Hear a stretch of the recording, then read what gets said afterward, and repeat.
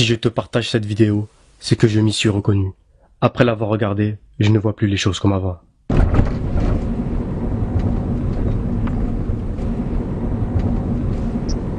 On est dans une situation critique, ya Ikhwan. On est dans une situation de cancer, de phase finale du cancer de la foi, ya Ikhwan. Sauf qu'on s'en rend même pas compte, c'est ça le plus grave. On est dans une situation urgente. Combien d'entre nous n'arrivent pas à dormir la nuit par rapport à ce qui se passe à nos frères et sœurs? Allah, combien? Allah. Même al-mahabba, même le lien d'amour, fils abilillah, il a tellement disparu à ce point-là. À ce point-là qu'on est sur Facebook, on voit un truc, on voit une vidéo avec nos frères et sœurs qui se font massacrer. Ah, rahimahumullah. Et 5 minutes après, on est en train de bahak avec quelqu'un au téléphone. Nos cœurs, ils sont morts à ce point-là, subhanallah. Au point que si quelqu'un, on ne le connaît pas, on ne sait pas l'aimer. C'est ça l'amour, fils abilillah. Aimer pour Allah, c'est réussir à aimer quelqu'un que tu n'as jamais vu de ta vie, Yahri. Parce qu'il a une foi qu'il partage avec toi, qui est la chose la plus importante. Est-ce qu'on pense, ne serait-ce que dans nos doigts, à faire des doigts pour nos frères et sœurs à travers le monde? Partout. Est-ce que quand on voit ce qui se passe, nos cœurs ils se retournent? Est-ce qu'on a peur pour nos frères qui se fassent tuer dans la rue? Est-ce qu'on a peur pour eux? Est-ce que quand tu vas rentrer, est-ce que quand je vais rentrer chez moi avec ta femme, elle va voir ton visage, elle va dire qu'est-ce que t'as, ya Habibi? Qu'est-ce qui se passe? Tellement ça va se voir sur nos visages. Quand tout ça, c'est notre relation avec Allah Azza wa Jal qui n'est pas assez forte, ni plus ni moins. Ni plus ni moins que ça. On est loin, ya Ikhwan. On est extrêmement loin. Extrêmement loin. C'est un musulman, même si un bébé, bon, je vais pouvoir te dire, ça m'énerve. Tu vas pas tuer le bébé quand même? Moi, je tue le bébé. Moi, je tue le bébé. Mais un bébé de 2 ans, par exemple. Moi, je le tue.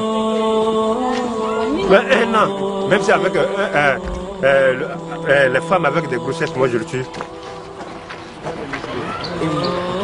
Si le musulman ne parte pas dans le kilomètre 5, nous les Antilles, nous devons aller pour prenez tout le reste des musulmans là-bas pour manger. Parce que le musulman c'est bon pour manger. Parce qu'il avait beaucoup de têtes, donc il faut manger comme ça. Bon.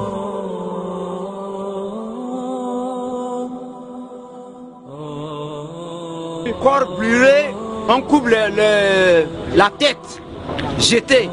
Et prenez la tête pour taper avec le ballon. Ce n'est pas ça. On coupe notre corps là pour manger. Est-ce que dans nos yeux, est-ce qu'on mange le corps des gens? On ne mange pas.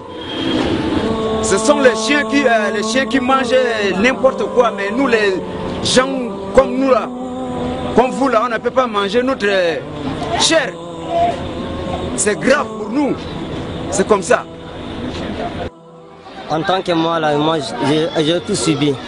La guerre, là, on dirait que ça vient rien que sur moi. Ils ont tué ma mère et mon père. Il reste que moi. Je suis assez seul maintenant. Je ne sais pas là où j'allais. C'est pour cela que je suis resté ici, à la base des réfugiés. Et moi, j'ai parti à l'école. J'ai promené. À mon retour, les anti-Balaka sont attaqués. Et je suis précipité d'aller à la maison. Je n'y suis pas arrivé. Et ils m'ont dit qu'ils ont tué mon père et ma mère.